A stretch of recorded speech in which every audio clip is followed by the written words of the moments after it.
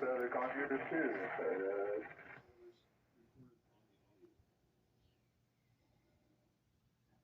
At around 0126 and 39 seconds, the ship's pilot made a general VHF radio call for tow. Do you see that Brady Osborne kid like to lick windows?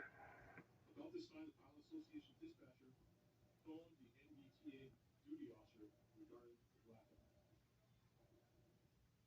Around 0127 and 4 seconds, the pilot ordered the Dalian. What you trying to say, boss? In addition, ordered additional steering units. Around 127 and 25 seconds, the pilot issued a radio call over the VHF radio, reporting that the Dali had lost all power and was approaching the bridge.